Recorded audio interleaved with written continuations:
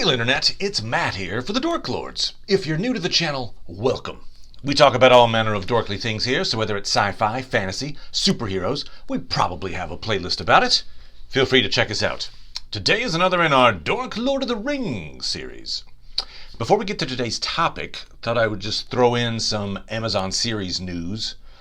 We learned of a new casting this week. Maxim Baldry has been cast in a major role. We don't know the name of the character. The only thing I know of Maxim Baldry was that he played little kid Caesarion in the HBO series Rome. Great series. I'm not sure that it says a whole lot about his acting ability, but he did a great job as Julius Caesar's son in Rome. So anyway, good on you, Maxim Baldry. Looking forward to seeing what role he plays. Also, I'm not sure if I'd mentioned this before. Robert Aramayo has replaced Will Poulter in the role of Beldor. That's what they're calling it. Most people, me included, would think that's actually Elrond. Robert Aramayo is probably best known for playing young Ned Stark in Game of Thrones. Actually, he's part of one of the best fight scenes on the show when he fights Arthur Dayne. I assume there were some stuntmen involved in some of that, but I think he can handle a sword. Might bode well for some scenes to come in Lord of the Rings. So, good on you, Robert Aramayo. So, today's topic comes to us from commenter Samir Ibrahim. And Samir requested a video about the elven hero Fingolfin. Great topic idea. I covered his legendary battle with Morgoth in a video about Grond, if you want to go check that out. But he definitely deserves his own video. So this is a Fingolfin video, and there's a whole lot to his life other than simply the thing everybody knows about him, which is his amazing duel. I'll talk about that as well. But his life in general, very heroic. Now, all of the quotes I'm going to read for you today come from the Silmarillion, because Fingolfin really doesn't appear in Tolkien's other works. But boy, does he show up in the Silmarillion. So I'm going to give you a little bit of background for starters, because there are a lot of names involved in this story, and I think it would be helpful. Okay, so we begin at the beginning. But when the elves awaken, right, they first awaken in Middle-earth. And one of the first elves to awaken is the elf Finwë. Finwë becomes king of the Noldor elves, and he's Fingolfin's dad, eventually. Well, the Valar, our angelic beings over in the west, wish for the elves to come west. And so they send an emissary, Orome, who selects 3 of the leaders of these elves to come and check out the place, just to verify that it's legit, basically. Finwë is one of those 3 elves. He goes to the west, he sees the light of the trees of the Valar, is very impressed, as you would be. He returns, lets his people know this is on the up and up, we should go west. And so he leads his people, and they do indeed go to the west, the Noldor elves. Finwë marries Miriel, and they have a son, Fanor. Feanor's name means spirit of fire. And it's a difficult birth, and the effort required to give birth to Fanor destroys Miriel's spirit, and she eventually dies. Finwë is heartbroken, but eventually he remarries Indis, and they have children, including Fingolfin and his brother Finarfin. So you've got a situation where the older brother Fanor is a half-brother. And already, without help from anyone else, there's going to be help from other folks, but without help from anyone else, there's already a bit of enmity between the brothers, right? Fanor is the older brother, probably feels a little bit of guilt on the fact that, it's not his fault, but his mother died as a result of him being born. And then, his father remarried, and some of the affection that might be going to him is going towards kind of his new family. And so that effect is felt on these brothers. So here's a description of the family that kind of breaks down their various strengths. Finwë was king of the Noldor. The sons of Finwë were Fanor and Fingolfin and Finarfin. Fanor was the mightiest in skill of word and of hand, more learned than his brothers. His spirit burned as a flame. Fingolfin was the strongest, the most steadfast, and the most valiant. Finarfin was the fairest and the most wise of heart. So to break that down, of the three brothers, it seems like Fanor is the smartest, Fingolfin is the bravest, Finarfin is the wisest. And here's a passage showing how this rift is forming between the brothers. Now it came to pass that Finwë took as his second wife Indis the Fair. The wedding of his father was not pleasing to Feanor, and he had no great love for Indis, nor for Fingolfin and Finarfin, her sons. He lived apart from them. In those unhappy things which later came to pass, in which Feanor was the leader, which we'll talk about, many saw the effect of this breach within the house of Finwë. For the sorrow and the strife in the house of Finwë is graven in the memory of the Noldoran elves. So, you've got this incredibly powerful family, king of the elves, his prince sons, there's this rift, and Melkor decides to take advantage of that. High princes were Feanor and Fingolfin, the elder sons of Finwë, honored by all in Aman. But now they grew proud and jealous, each of his rights and his possessions.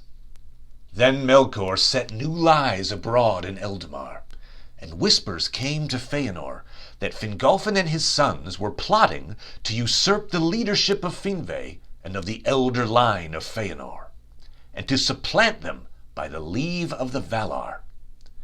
But to Fingolfin and Finarfin it was said, "Beware! Small love has the proud son of Miriel ever had for the children of Indis. Now he has become great, and he has his father in his hand. It will not be long before he drives you forth." So, Melkor plants these thoughts in the brothers' heads. For Feanor, it's, hey, your half-brothers are looking to supplant you, and the Valar are supporting them. For Fingolfin, it was, hey, Feanor doesn't like you. He's got the favor of his dad. Before long, you guys are going to get kicked out unless you do something. The part that seems to really bother and aggrieve Feanor is that the Valar are secretly supporting Fingolfin's attempt to usurp him. And so Feanor rails against the Valar. And this is a very important passage coming up. This sets the tone for the downward spiral that's going to happen for our Noldor elves. Feanor now began openly to speak words of rebellion against the Valar, crying aloud that he would depart from Valinor back to the world without, and would deliver the Noldor from thraldom if they would follow him. Then there was great unrest in Tirion, and Finwë was troubled, and he summoned all his lords to council. But Fingolfin hastened to his halls and stood before him, saying, "King and father, wilt thou not restrain the pride of our brother, who is called the Spirit of Fire all too truly? By what right does he speak for all our people as if he were king? Thou it was who long ago spoke before the Quendi, bidding them accept the summons of the Valar. If thou dost not now repent of it, 2 sons at least thou hast to honor thy words." But even as Fingolfin spoke, Feanor strode into the chamber, and he was fully armed, his high helm upon his head, and at his side a mighty sword. "So it is, even as I guessed," he said. "My half-brother would be before me with my father, in this as in all other matters." Then turning upon Fingolfin, he drew his sword, crying, "Get thee gone, and take thy due place." Fingolfin bowed before Finwë, and without word or glance to Feanor, he went from the chamber.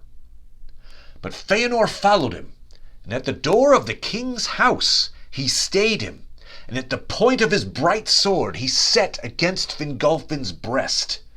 "See, half-brother," he said, "this is sharper than thy tongue. But try once more to usurp my place and the love of my father, and maybe it will rid the Noldor of one who seeks to be the master of thralls." These words were heard by many, for the house of Finve was in the great square. But again Fingolfin made no answer, and passing through the throng in silence, he went to seek Finarfin, his brother. So, whoa, this is a major breach. Fanor has drawn a sword on his brother the prince at the king's court. It's a huge no-no. It's a crime, essentially. And he's going to get brought to trial by the Valar for it. But note Fingolfin's reaction to this, right? I mean, it's a very mature reaction, in my opinion. He stands there, takes the abuse, and then leaves. And he even is trying to leave when he gets caught up and has a sword put to his chest. You know, he could have pulled a sword and they could have had a fight right there in the court. He doesn't do it because I think he sees the damage that would cause in that moment. So Fanor is put on trial by the Valar for pulling a sword on his brother. Fanor, standing before Mandos in the Ring of Doom, was commanded to answer all that was asked of him. He it was that had broken the peace of Valinor and drawn his sword upon his kinsman. And Mandos said to him, "This deed was unlawful, whether in Aman or not in Aman. Therefore this doom is now made. For 12 years thou shalt leave Tirion, where this threat was uttered. But after that time this matter shall be set in peace and held redressed, if others will release thee." Then Fingolfin said, "I will release my brother."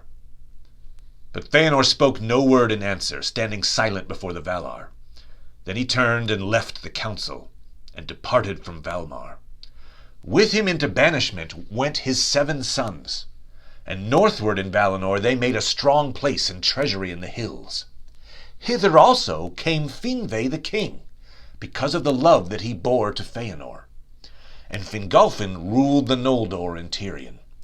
Thus the bitterness that Melkor had sown endured, and lived long afterwards between the sons of Fingolfin and Feanor. So huge development here. The Valar banish Feanor for 12 years. He leaves, and his 7 sons go with him. Also notably, King Finve. So in this moment, Finve chooses to be with Feanor, leaving Fingolfin to rule, in the absence of his dad and half-brother. Interestingly, though, also we see kind of the nobility of Fingolfin. We saw it earlier when he gets threatened in open public, and here again, he's at the trial. The Valar are like, "Hey, here's your sentence, Feanor, but when it's done, if the people you wronged release you, you're released." And Fingolfin's not even waiting for that. He's like, "Yeah, when the time comes, I release my brother. Got it, let's just get past this." So the sentence is carried out, time passes, and eventually it's time for the reunion. And Feanor is called back to meet with the Valar, and essentially to have this moment where the 2 brothers make up. So this major reunion is scheduled to take place at this great festival. So the festival occurs, the brothers meet up, and they make up. And Feanor came not in raiment of festival, and he wore no ornament. Nevertheless, he met Fingolfin before the throne of Manw, and was reconciled in word. And Fingolfin set at naught the unsheathing of the sword. For Fingolfin held forth his hand, saying, "As I promised, I do now. I release thee, and remember no grievance." Then Feanor took his hand in silence. But Fingolfin said, "Half-brother in blood, full brother in heart will I be. Thou shalt lead, and I will follow. May no new grief divide us." "I hear thee," said Feanor. "So be it." But they did not know the meaning that their words would bear. Boy, howdy, they don't. The part of that comes back to really sting is when Fingolfin says, "Thou shalt lead, and I will follow. May no new grief divide us." So he's just made a vow about that in front of Manw, the king of the Valar, and the rest of the Valar at this festival. So it's a public declaration of, you're the leader, I'm the follower, got it, we're not going to have any more strife. A few major world events happen actually during this festival. While they're talking, Melkor uses the opportunity of the distraction of this festival and the Valar's focus on these two elven princes reuniting to sneak past the Valar and destroy the trees of the Valar, the two trees. He and Ungoliant, I've done an Ungoliant video, you can check that out. They destroy the light of the trees. And in the chaos that follows, the world's just gone dark, Melkor journeys to Formenos. That's the stronghold that Fanor and his sons created when he was banished, specifically to steal the Silmaril gems. Fanor created the Silmarils. They're hanging out in the treasury and his stronghold. Melkor shows up, gets them. Well, in his way is one of the current occupants of the stronghold, King Finwë. He kills Finwë, takes the Silmarils, and takes off toward Middle-earth. Now, Fanor obviously upset for a lot of reasons. One, his father's dead. Fingolfin obviously upset as well. But Fanor blames this council. It's like, this whole mess that you had us meet, I would have been back in Formenos if you hadn't called me here. Because of this festival and you guys were distracted, Melkor eluded you, did all this terrible damage, and he stole the Silmarils and he killed my dad. I hate you even more now. So it really sets him so much against the Valar. He then makes this big oath that he's going to go to Middle-earth and get the Silmarils back. And basically, I will do whatever it takes to get the Silmarils back. And whoever's got the Silmarils is my enemy. Now, at the moment, that makes sense because he names him Morgoth. Melkor / Morgoth has the gems. So, hey, that's my enemy. Everybody can agree with that, right? Well, once he makes that vow, and then the Silmarils, let's say the Silmarils went to someone else who's not Morgoth, perhaps a fellow elf. Problems ensue because of this. But he makes this oath. He has his 7 sons make that oath. Yep, we'll do whatever it takes to get the Silmarils. We'll kill whoever gets in our way. We're going to go to Middle-earth to get these back. So it's interesting how, Finwë brought the elves from Middle-earth, and now his son Fanor is trying to get the elves back to Middle-earth. The Valar are having none of this. They're upset with this choice, even more so after Fanor, in an attempt to get boats to sail to Middle-earth, takes them from a group of elves who are not obliged to follow Fanor. He kills some of them. It's the kinslaying, the first kinslaying that happens. First he drew a sword on his brother. Now he's killed some fellow elves for the sheer purpose of just getting their boats. So the Valar are like, you know what? Screw you guys. And there's what's called the Doom of Mandos. I'm not going to go way into the weeds on this, but essentially it's like, hey, Fanor, you're doomed. When your body goes, your spirit will never get to return to the world. And anyone who follows him, just know, same fate awaits. You get killed off, your spirit's going to hang out in the halls of Mandos, kind of like a purgatory, and we're never going to release it, and you're just going to be a vessel-less spirit for all time. And another part of this doom is essentially a prophecy that says, hey, anyone who's following Fanor, anything involving this oath and trying to get the Silmarils back, any of these activities will inevitably lead to ruin. Nothing good is going to come of this. So just know, if you set out on this road, bad times await. And the one brother who takes this to heart is Finarfin. Remember, he was deemed the wisest. He says, you know what, I'm not going to follow my brother Fanor over to Middle-earth. The Valar have spoken. Please forgive me and my people. Are we good? And he is accepted by the Valar. So he does not go to Middle-earth. That leaves Fingolfin. What is Fingolfin going to do? His people a lot of them want to follow Fanor. And he's caught in this moment. He does not trust Fanor, doesn't like Fanor, kind of doesn't want to leave his people in Feanor's care, so he has a choice to make. Thus at the last, as two divided hosts, the Noldor set forth upon their bitter road. Fanor and his following were in the van, but the greater host came behind, under Fingolfin, and he marched against his wisdom, because Fingon his son so urged him, and because he would not be sundered from his people that were eager to go, nor leave them to the rash counsels of Fanor. Nor did he forget his words before the throne of Manw. And that's the key part, right? I think, but for this oath that he had just recently made, he probably doesn't go. He's got some other reasons to go. He doesn't trust Fanor. He doesn't want to leave his people in Feanor's care. His son Fingon, who we'll talk about in a second, is urging him to go. But I think the real dagger, the real decider in this is those words he said. Oh, where you lead, I follow. I'll have no more cause for grievances between us. No strife.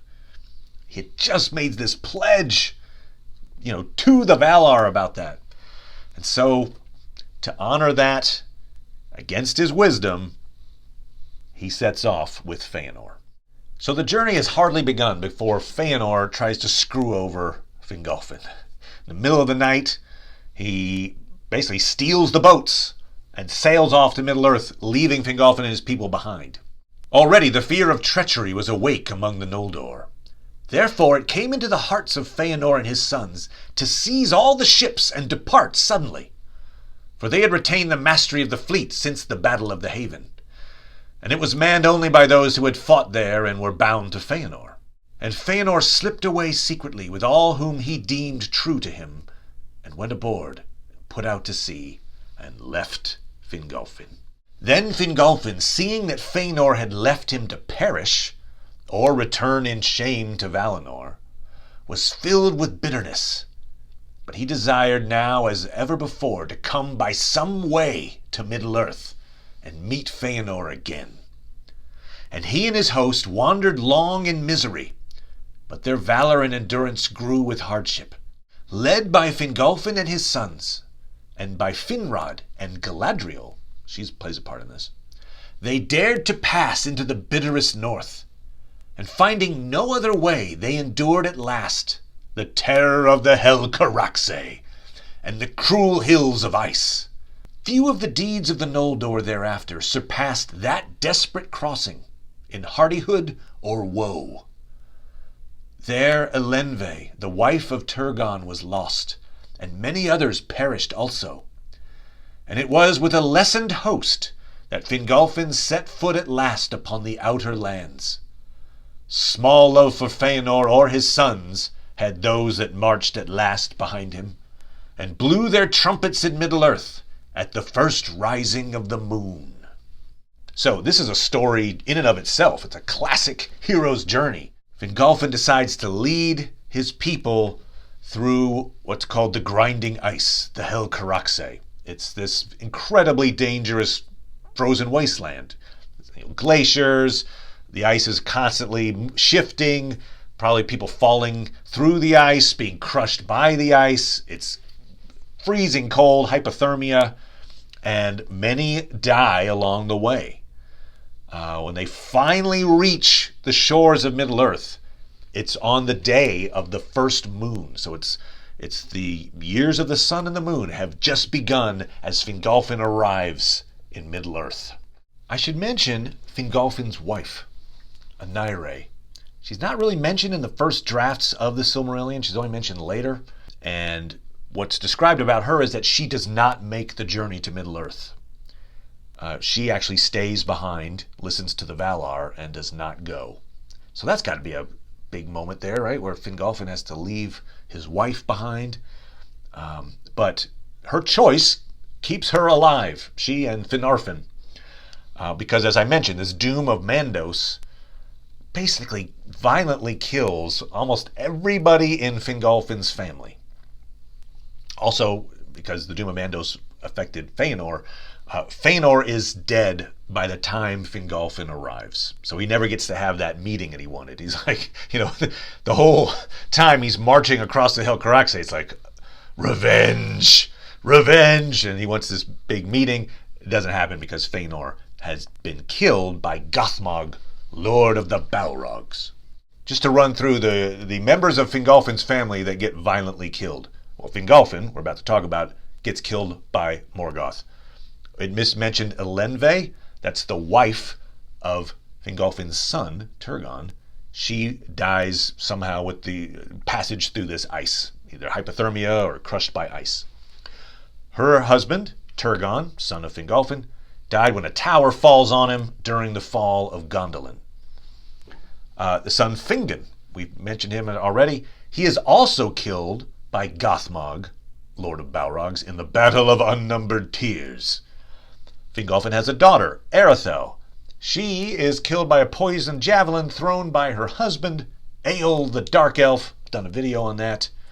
Eöl the Dark Elf is then thrown off a cliff as punishment for killing his wife. Fingolfin has another son, Argon. He is killed by orcs in the Battle of the Lammoth, though he does manage to kill the orc chieftain first. I think that covers everyone. So if you are Fingolfin or one of his kids, or married to one of his kids, you died a violent death.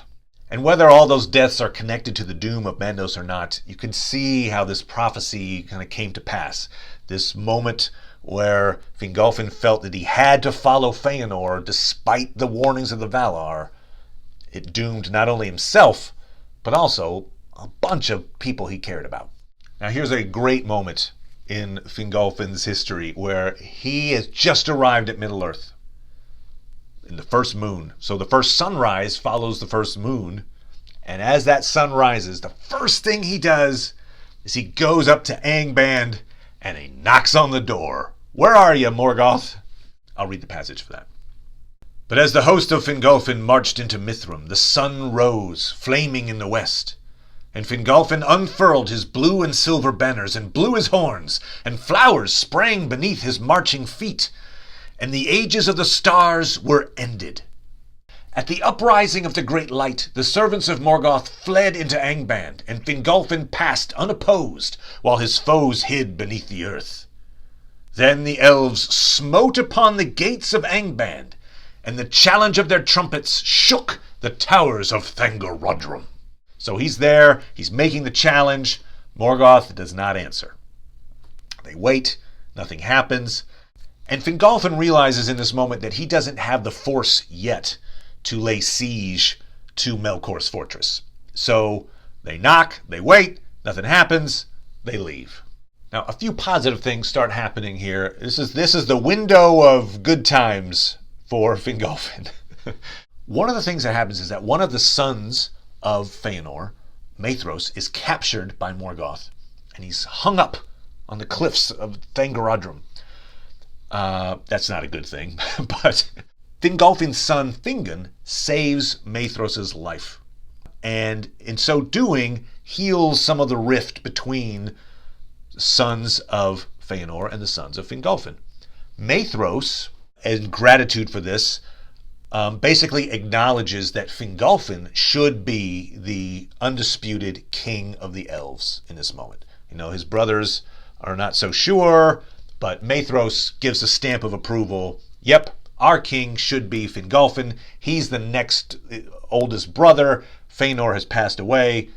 Fingolfin, I declare you the rightful ruler of the elves. So there's a little bit of healing that's happening, which is great. Also, Fingolfin wisely decides to try to unite the elves generally. The elves of Middle-earth, hey, I know we're all separate tribes. We've got maybe some disagreements. Why don't we come together for a big feast and try to mend some fences? And so he does. He calls this thing called the Feast of Reuniting. I'll read the passage. When 20 years of the sun had passed, Fingolfin, king of the Noldor, made a great feast. The joy of that feast was long remembered in later days of sorrow, and it was called Merith Adderthad, the Feast of Reuniting. Thither came many of the chieftains and people of Fingolfin and Finrod, and of the sons of Feanor, Maethros and Maglor. And there came also great numbers of the Grey Elves, and folk of the havens, and Círdan their lord. There came even green elves from Assyrian, but out of Doriath there came but 2 messengers, Mablung and Dairon, bearing greetings from the king. At Merith Atherthad many counsels were taken in goodwill, and oaths were sworn of league and friendship. The hearts of the Noldor were high and full of hope, and to many among them it seemed that the words of Fanor had been justified, bidding them seek freedom and fair kingdoms in Middle-earth. And indeed, there followed after long years of peace, while their swords fenced Beleriand from the ruin of Morgoth, and his power was shut behind his gates. In those days there was joy beneath the new sun and moon, and all the land was glad. But still, the shadow brooded in the north. So we see that Fingolfin is being a good king. People are happy. Of course, there's that thing of the people saying, "Hey, great! Looks like the Valar were wrong. Fanor was right." Ixnay on the doubting the words of the angels. But in any case, all is good, all is happy. So Morgoth tries to break this chain of happiness with a surprise attack. It does not work. Now Morgoth, believing the report of his spies that the lords of the Noldor were wandering abroad with little thought of war, made trial of the strength and watchfulness of his enemies. Once more, with little warning, his might was stirred, and suddenly there were earthquakes in the north, and fire came from fissures in the earth, and the iron mountains vomited flame, and orcs poured forth across the plain. In the east they burst through the gap between the hills of Maethros and the outliers of the Blue Mountains. But Fingolfin and Maethros were not sleeping, and they came upon the main host from either side, and they defeated the servants of Morgoth, and pursuing them, destroyed them utterly, to the least and last, within sight of Angband's gates. That was the 3rd great battle of the wars of Beleriand, and it was named Dagor Aglareb, the glorious battle. So, again, these are still the good times. Morgoth sends this force out to try to catch the elves unawares. They're not unawares. And Maethros, son of Fanor, and Fingolfin combine their armies, crush the orcs as they retreat. They're trying to get back inside the fortress. Right within sight of the gates, all the orcs are slaughtered. So in a way, it's almost like a little FU to Morgoth. Like, see? Your forces, they're all dead. So what are you going to do? This sets up, too, the siege of Angband. So at this point, Fingolfin realizes I do have the strength of numbers, especially with Maethros' folks, to lay an effective siege on Morgoth's fortress. And what follows is a 400-year siege. So again, these are still the good times. All seems great. Look, we just won this big battle. The elves are united. Morgoth is restrained. All is well. Another important thing that Fingolfin does is he befriends a tribe of men. It's one of the groups of the Edain, the House of Hador. The men are coming west. They meet up with Fingolfin. He befriends them. They create this really powerful alliance. And this is for later, but long after Fingolfin has been killed off, in the War of Wrath that ends the First Age, this House of Hador fights on behalf of the elves to good effect. And it's all because of this friendship that they had with Fingolfin. That group, the House of Hador, later becomes part of what we know as the Númenóreans. Númenor is gifted as an island to the men who fought on behalf of the elves in the War of Wrath. And a bunch of those come from the House of Hador. So when you think of the Númenórean line, you think of Aragorn and all that kind of thing, that starts somewhat here with the friendship between Fingolfin and this House of Hador. But at some point, Fingolfin starts to realize that maybe complacency is striking in. 400 years are going by. Morgoth is just hanging out behind his fortress, probably doing nothing. No follow-up questions. So he considers launching a full-scale attack on Thangorodrim, but his people are having none of it. Now Fingolfin, king of the north, High King of the Noldor, seeing that his people would become numerous and strong, and that the men allied to them were many and valiant, pondered once more an assault upon Angband. For he knew that they lived in danger while the circle of the siege was incomplete, and Morgoth was free to labor in his deep mines, devising what evils none could foretell ere he should reveal them. This counsel was wise according to the measure of his knowledge, for the Noldor did not yet comprehend the fullness of the power of Morgoth, nor understand that their unaided war upon him was without final hope, whether they hasted or delayed. But because the land was fair and their kingdoms wide, most of the Noldor were content with things as they were, trusting them to last, and slow to begin an assault in which many must surely perish, were it in victory or in defeat.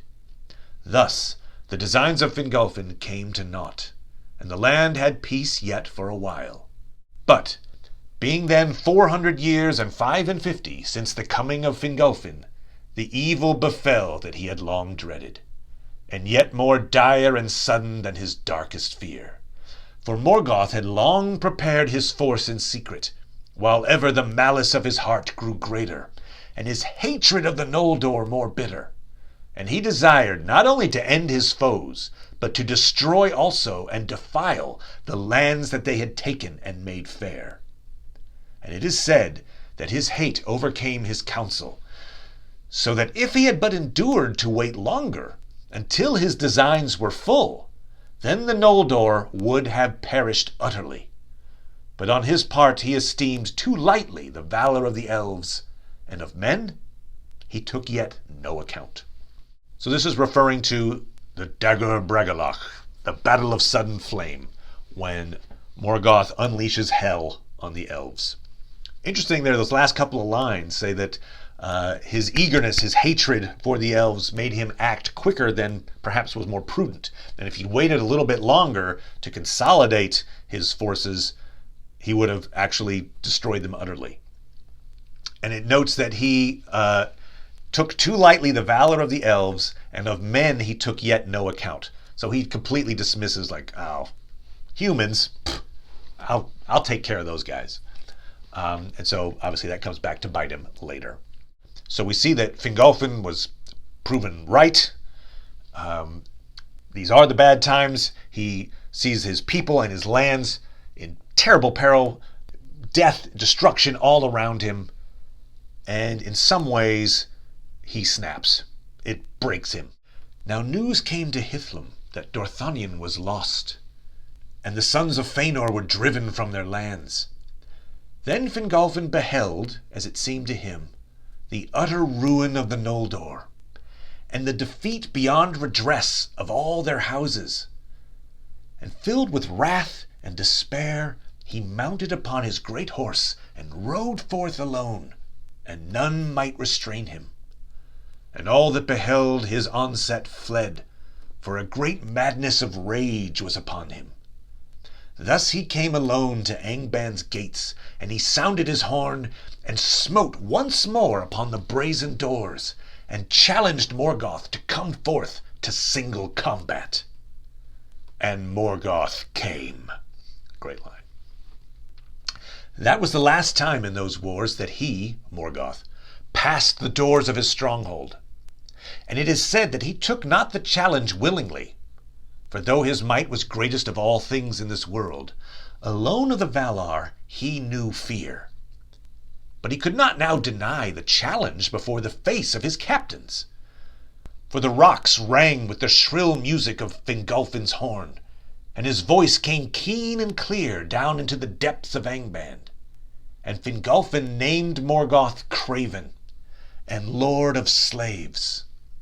Therefore Morgoth came, climbing slowly from his subterranean throne, and the rumor of his feet was like thunder underground. And he issued forth, clad in black armor, and he stood before the king like a tower, iron-crowned, and his vast shield, sable unblazoned, cast a shadow over him like a storm cloud. But Fingolfin gleamed beneath it as a star, For his mail was overlaid with silver, and his blue shield was set with crystals, and he drew forth his sword, Ringil, that glittered like ice. So the imagery is so gorgeous here, right? It's just so evocative. It's great prose. And I'd love to see this, by the way, in some kind of a movie or a TV show. I'd be up for that. I like the fact that it's calling back to the initial knock that Fingolfin had on the door, right? So he's already come to Angband and knocked on the door back when he first arrived in Middle-earth. No answer. He's coming again, wants single combat, wants to try to end this war once and for all. And Morgoth's, again, not going to show up, but it takes this taunting by Fingolfin for Morgoth to feel like, well, I'm going to lose face in front of my captains if I don't come out, so okay. And Fingolfin manages to goad him to come out and meet him in one-on-one combat. That's interesting because it's essentially the same insult that Fanor made to Fingolfin. He calls him like the Lord of Thralls. A thrall is a slave, essentially. So basically, he's giving this same... he felt that insult, apparently, right, from Fanor. And so he's giving it back. What's the worst thing I could say in this moment? What would I not want to hear? I know. You're the Lord of Slaves. In other words, your people don't love you. They just fear you. They only are there because you have enslaved them. So Morgoth strides out. He's huge. He towers above Fingolfin. They have this battle. For the first half of the battle, it's looking good. Fingolfin cuts Morgoth 7 times with his sword Ringil. He is injuring Morgoth, wearing him down, but at the same time, he is also tiring. And so I'm going to read you the passage here at the end of this tragic battle. But at the last, the king grew weary, and Morgoth bore down his shield upon him. Thrice he was crushed to his knees, and thrice rose again, and bore up his broken shield and stricken helm. But the earth was all rent and pitted about him, and he stumbled and fell backward before the feet of Morgoth. And Morgoth set his left foot upon his neck, and the weight of it was like a fallen hill. Yet with his last and desperate stroke, Fingolfin hewed the foot with Ringil, and the blood gushed forth black and smoking, and filled the pits of Grond. Thus died Fingolfin, High King of the Noldor, most proud and valiant of the Elven kings of old. The orcs made no boast of that duel at the gate, neither do the elves sing of it, for their sorrow is too deep. And Morgoth took the body of the Elven king and broke it, and would cast it to his wolves. But Thorondor came hasting from his eyrie, and he stooped upon Morgoth and marred his face, and he seized the body in his mighty talons, and soaring suddenly above the darts of the orcs, he bore the king away. And he laid him upon a mountain top that looked from the north upon the hidden valley of Gondolin. And Turgon, coming, built a high cairn over his father. No orc dared ever pass over the mount of Fingolfin, or draw nigh to his tomb, until the doom of Gondolin was come. Morgoth went ever halt on one foot after that day, and the pain of his wounds could not be healed. And in his face was the scar that Thorondor made. Great was the lamentation in Hithlum when the fall of Fingolfin became known. And Fingon in sorrow took the lordship of the house of Fingolfin and the kingdom of the Noldor. So, Fingolfin is crushed to death underfoot, but in his death throes, he cuts Morgoth's foot to the point that it creates a permanent limp for Morgoth. And Thorondor, the great eagle, saves the body of Fingolfin before it can be desecrated and eaten by wolves. And in the process of taking Fingolfin away, Thorondor claws Morgoth's face, and so he has a scar on his face and a permanent limp as a result of this fight. We see that after he passes away, it's Fingon, his son, takes over. As I already mentioned, Fingon eventually is killed off by Gothmog, Lord of the Balrogs. But this is the legacy of Fingolfin. You know, as it mentioned right off the bat, that he's the bravest, the most valiant of the elves. And he epitomizes that nobility and that bravery. He's brave in the face of his brother, who points a sword at his chest, doesn't fight back. He's brave in the moment that he decides to journey through the wastes of Helcarax, which Tolkien described as one of the most amazing acts in elven history. He's brave when he goes and knocks on the door of Angband the first time, much less the second time when he's got no army behind him. Maybe he's a little too brave in that moment, but you can see that this is just an epic hero. But I would place Fingolfin in that top tier of the pantheon of elven heroes, along with Glorfindel, because he exemplifies all that is good and great about the elven culture. And so, thus, passes away Fingolfin, and we have the tragic tale of a great elven hero.